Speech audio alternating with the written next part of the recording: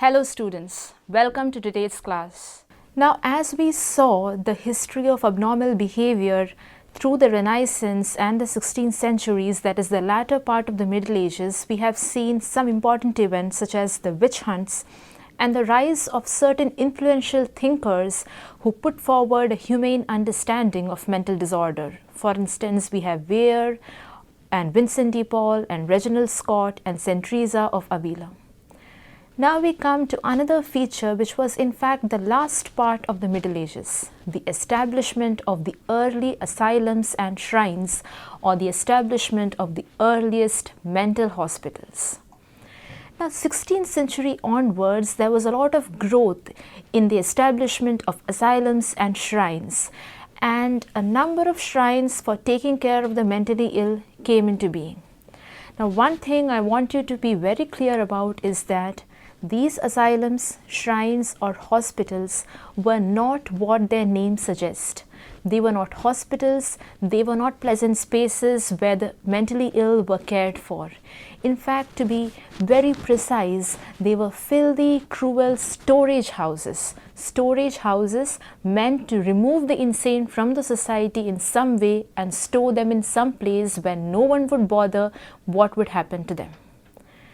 Now, the first hospital in Europe is considered to be the Valencia Hospital, established by Father Juan Bilberto Joffer in Spain.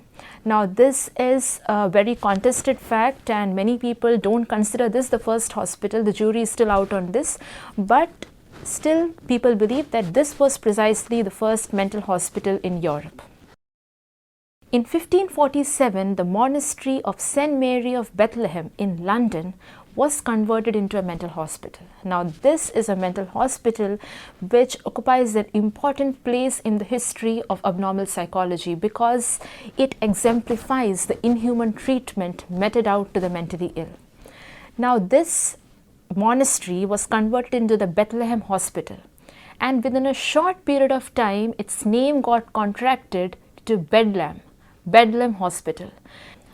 Its name got contracted to Bedlam, and it in fact gave rise to a new word in the English language, bedlam, or what we see as uproar, what we take to be as uproar, because the conditions in Bethlehem Hospital were just chaos, a lot of filth, cruelty and uproar. That is why even a new word in English language came out of the name of the hospital. Now there were soon other hospitals in other places in Europe. For instance, the first hospital in the Americas was the San Hipólito, which was put forward by philanthropist Bernardino Alvarez in Mexico. Similarly, the first hospital in France was La Maison de Charenton in Paris. In the United States, the Pennsylvania Hospital, the establishment of which was done under the direction of Benjamin Franklin, had a few wards for mental patients. But an exclusive mental hospital, exclusively for mentally ill patients perhaps, was the hospital at Williamsburg, Virginia. That was the first one in the United States. Then there were other asylums in Moscow, in Russia. And in 1764, the notorious Lunatics Tower was started in Vienna. Now this is another hospital or another asylum which needs a special mention, just like the Bethlehem Hospital. Now what was this Lunatics Tower in Vienna? This was in fact a showplace tower in the middle of the city, a circular tower with square rooms. It was a showplace, and when it was converted into a hospital, the caregivers and the doctors lived in these square rooms, and you will be surprised and disgusted to know that the patients were actually kept in the spaces between the walls of these rooms. They were tied in the spaces in these walls, and those left over were actually tied to the outside of the tower. And if this was not enough, they would be put on exhibit as if some kind of comic show was going on. They would be put on exhibit for a small fee. You can see the degeneration of mankind and the kind of treatment the mentally ill received. And even in the other hospitals, even though they may not have been as inhuman as the Lunatics Tower, most of the treatments were meant towards intimidating and scaring the patients rather than caring for them. For instance, there would be mechanical restraints, there would be electrical shocks, they would be thrown into boiling water or freezing water and given irrational amounts of drugs and such other treatments such as blistering and even cupping, where hot burning cups were placed on the skin. Now, these were the kind of treatments that mentally ill patients received. Clearly, by the 18th century, it was a commonly understood fact that the mental hospitals all over Europe were in dire need of reform. And this reform was pioneered by two influential people. The first was Vincenzo Chiarugi, the superintendent of Ospedale di Bonifacio, a hospital in Florence, Italy. And the second was Jean Baptiste Poussin, who directed the incurables ward at La Bicêtre, a large hospital in Paris. Now, Poussin forbade his staff to beat the patients, and in fact he ordered that many of the patients who had been chained or shackled for years be released. Now, this kind of an instruction almost created a revolt among all the attendants and caregivers, because they felt that it was nothing less than dangerous and life-threatening to release these kind of deranged people. But Poussin stood by his orders, and in fact, when these people were released, they were allowed to move about, have some fresh air, feel some sense of personal liberty. Surprisingly, they became more manageable and their mental health improved. Now, Poussin's reforms were extended by Philippe Pinel, who took over as a superintendent of La Bicêtre from Poussin. Pinel believed that the mentally ill, in fact, were normal human beings who were deprived of their reason by certain severe personal problems and personal tragedies, and hence to treat them like animals or even worse than that was nothing short of inhuman. Now, in these mental hospitals, including La Bicêtre, the patients were kept not only shackled but in dungeons where there was no kind of sunlight, and no one even bothered to look whether they were chained in a standing position or a sitting position. And in fact, many of the patients were chained for months. They used to keep standing. So this was the kind of situation that prevailed. Now, what Pinel did was to replace these dungeons, apart from the unshackling which had already taken place under Poussin. He also said that the dungeons should be removed, and he replaced them with sunny, airy rooms. And he also did away and removed violent treatments such as bleeding, cupping and blistering. Apart from that, Pinel also spent long hours talking to the patients, the kind of counseling and therapy we use today, listening to their problems, understanding their needs, and most importantly, he kept detailed records of these conversations and interviews of his patients, as also of the progress of disease, as to when the disease appeared, what were the symptoms, what were the treatments, and the pattern the disease followed. So this kind of recording provided a data on the basis of which future research and experimentation could be based, and hence this was a very path-breaking approach. After Pinel's retirement, Jean Esquirol started almost 10 new hospitals in various parts of France to continue the work of Poussin and Pinel, and these hospitals reflected the same humane therapy that had been initiated at La Bicêtre. Now, at around the same time when this kind of innovative medical practices and the reformation of the asylums was taking place in Italy and France, similar developments were also taking place in northern England, and here the developments were led by a Quaker named William Tuke. Now, William Tuke believed that the best possible treatment for mentally ill patients would be to provide them a quiet, calm and religious atmosphere. And in a kind of experiment, he took a group of mental patients to a distant farmhouse in the countryside, which was the York Retreat. And in this pleasant country house or farmhouse, the mentally ill patients prayed, worked, rested, talked about their problems, took short walks in the countryside, and lived a peaceful life. And in fact, innovatively, even animals were introduced in the York Retreat so as to make the surroundings more pleasant. Now, the York Retreat by William Tuke in this way actually represented the culmination of the battle against the inhumanity persisting in the asylums of those days. The Quakers, in fact, believed in a kind acceptance of all people, including the mentally ill. And slowly the notion grew that an acceptance of people who suffered from mental disorders could actually lead to an improvement in their condition. And if we see even today, the acceptance of patients as they are, which is the first step towards recovery. And this was identified way back in Northern England by William Tuke. Now, as the news of Pinel's, Puzin's and Tuke's experiments and the success of these experiments grew, there were more and more followers who actually wanted to walk on the same lines. Some of them were John Connolly and Samuel Hitch. For instance, Hitch introduced trained nurses and nursing supervisors in the wards at Gloucester Asylum. And slowly, step by step, one by one, innovative practices, a more humane treatment, and the reformation of mental asylums began. Now, these efforts, the cumulative efforts of Pinel, Puzin, Tuke, and their followers like Connolly and Hitch, can be listed under a common term of moral therapy. Now, moral therapy was based on the idea that mentally ill people were nothing but ordinary people who had certain extraordinary problems in life. And because of these extraordinary problems, they behaved in pathological ways. And so moral therapy believed that the best form of treatment for such kind of mentally ill would be to provide them a peaceful, tranquil atmosphere where they could live in peace and they could do some useful work. Of course, moral therapy, like all other innovative and positive practices of the time, faced a lot of criticism.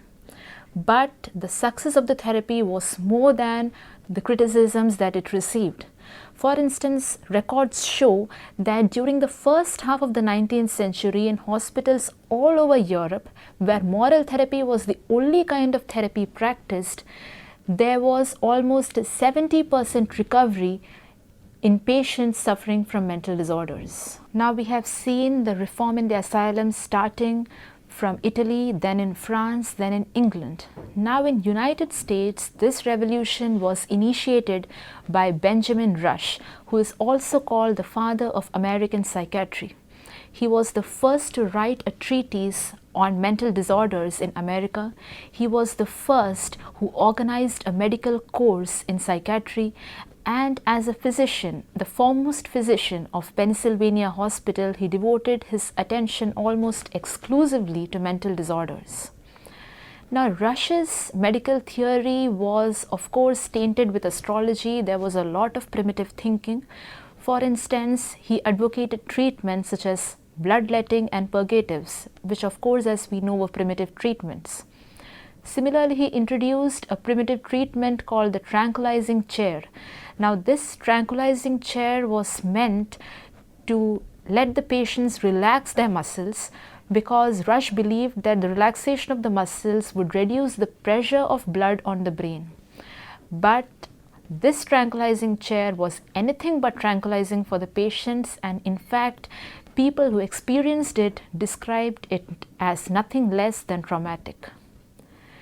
Now, even though Rush's medical theory consisted of such primitive practices, still there were a lot of humane treatments also that he advocated. For instance, he told doctors, nurses and other attendants to take small presents such as cakes or fruits for the patients regularly, so that the patients would feel happy. Similarly, he also said that attendants who are hired to look after the patients should be kind and intelligent, so that they can share in the activities of the patients, they can talk with them, they can read out to them, discuss ideas, and thus keep the patient in good spirits. Now, Benjamin Rush, even with his primitive thinking, is essentially a major force in American psychiatry. In fact, we can see him as a transitional figure who marks American psychiatry's movement from the older primitive ages into a new modern age of humane understanding of mental disorders. Now, a prominent figure in the 19th and 20th centuries was Dorothy Dix, a Boston school teacher. Now, even though moral therapy had progressed, still it was on a very small scale, and many of the asylums were still in a very deplorable condition. It was around this time that Dorothy Dix, a Boston school teacher who herself was a child of very unfortunate and impoverished conditions. It was during this time that she rose into prominence. At the age of 40, she began as a Sunday school teacher in prison. And in the prison, she saw the deplorable condition in which the mentally ill were living as prisoners. Later, she visited a number of squalid jails and poorhouses across America to study the condition of the mentally ill who had been kept there, in fact, had been stored there. And later, she went abroad to visit the York Retreat and other moral therapy institutions across Europe. And based on her observations, she began asking for a more humane treatment for the mentally ill patients. In fact, she lectured state legislatures that it was their responsibility to provide for more humane conditions for the mentally ill patients. She called for the mentally ill to be put in hospitals meant for their special care, meant for their special treatment, and that they should not be isolated in some kind of poorhouses and jails where they would be left to fend for themselves. Now, Dix's struggle continued for nearly 40 years, and she had a wide-reaching influence on the state legislatures, and almost 20 states in the United States started their efforts to put Dix's vision into practice. Later, from the United States, Dix carried on her campaign to Scotland and Canada and other parts of Europe, and she was responsible for the founding and funding of 32 mental hospitals, and in fact for the rise of a movement where mental patients were treated as more dignified individuals and were given better physical care. In fact, a resolution passed by the US Congress in 1901 characterizes her as the noblest examples of humanity in all history.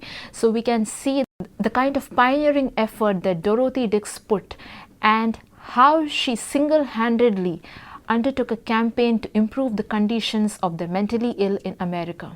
Although Dorothy Dix's efforts were no doubt pioneering and invaluable, it led to certain unfortunate consequences which Dix perhaps may not have imagined herself.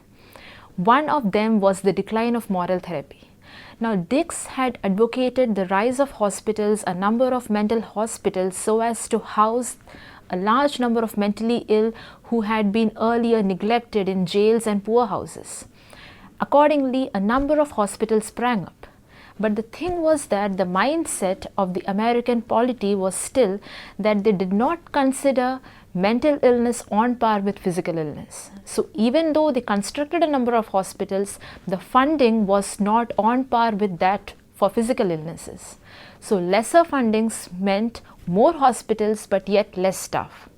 So slowly the hospitals started increasing, the number of patients started increasing, but the staff was less and there was overcrowding, turmoil and chaos. Now, in such an atmosphere where no kind of tranquil or peaceful conditions were available, the practice of moral therapy became almost impossible. Secondly, the hospitals sprang up so quickly that there were not enough moral therapy practitioners to actually take care of patients in all these hospitals.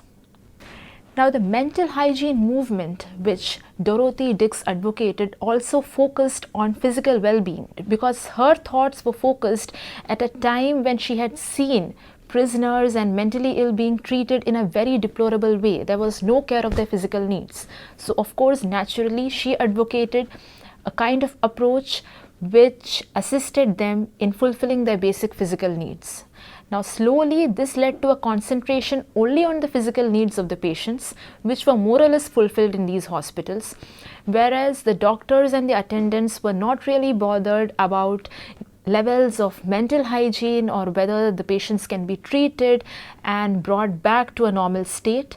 So their physical needs were taken care of, but apart from that, they were helpless and dependent on a mental front. Now, there were also other reasons for the decline of moral therapy. Moral therapy was something which had been pioneered by really influential people such as Pusey, Pinel and Tuke. Of course, they had followers, but none of their followers were as influential as the pioneering researchers. and hence the absence of a powerful second generation of moral therapy advocates led to a slow decline of this practice. Now, another reason for the decline of moral therapy was that many of these newly developed hospitals were funded and run by Protestant establishments, whereas a majority of the mentally ill were Irish Catholic immigrants.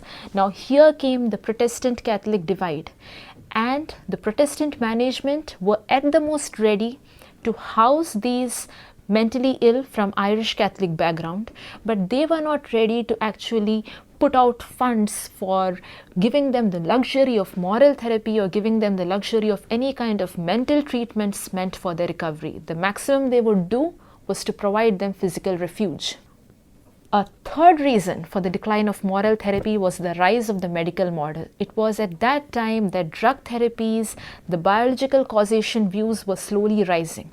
But of course, they had not achieved a great degree of advancement. They were still in the primitive level. But still, the concentration of doctors, of researchers moved to the medical model. So everyone was concerned about biological causations, about improving the biological state of health, and including drugs in treatment. Whereas the importance of enhancing psychological health, which had been introduced by the moral therapists, slowly declined. Thus, slowly towards the latter part of the 19th century, the mental health professionals began to have a greater role in the treatment of mental disorders, and laymen or moral therapists and their role began to decline. And these mental health professionals were not the kind of professionals we would think them of as, and in layman's terms, they were often called the alienists because they alienated or isolated the mentally ill patient from normal life. And as they acquired more status, they began to put forward their half-baked or preliminary knowledge about medical advances and of the medical model, which was far from complete. Moreover, they advocated a sense of Victorian morality, which they felt was important for mental sanity. For instance, they believed that a highly moral life was essential for good health. Moreover, their understanding of medical disorders and the entire phenomenon of mental health was totally lacking. For instance, they had a vague understanding of certain factors. They felt emotional problems, thought problems, and mental deterioration was caused by a lifestyle of excesses or a using up of precious nerve force or nerve energy, and so on. Thus, towards the end of the 19th century, slowly with the decline of moral therapy and the increase in hospitalization and the number of asylums, the tolerance of mentally ill patients in the community lessened. People were not willing to tolerate even the most mildly or slightly mentally ill patient among them. And patients who showed any kind of strange behavior or even the slightest forms of mental disorders were immediately isolated and sent to mental hospitals. Now, this kind of a mental hospital environment further enhanced chances of disease. It further increased the mental disorders which the patient was already suffering from. It reduced reality orientation, and further the stigma, prejudice and sick role associated with the hospital life often made the patients permanent patients, in the sense that even those who had entered the mental hospital with slight disorders continued to stay there year after year, because all means of reintegrating back into the normal life were closed for them. Their helplessness and dependency increased, and they became permanent inmates of the mental hospital. And by the end of the 19th century, the mental hospital in America was something of a symbol, of a social symbol which could be seen by all people in the society, a kind of fortress-like appearance, a separate landmark in the city, which most public viewed as a strange, eerie place. For the public, it was something different from their normal lives. It was something away from reality, from their notions of normalcy. And for the mental patients who were isolated there, it was a relatively harsh place with harsh treatment. This period, even though it began with the relatively well-meaning efforts by Dix and others, towards the end of the period we can see a division among the normal population and among the mentally ill. The fortress in the city which the normal people cannot access and do not wish to. And the doctors of those times did little to actually change these notions, to change the kind of gap that was forming between the mentally ill and the rest of the society.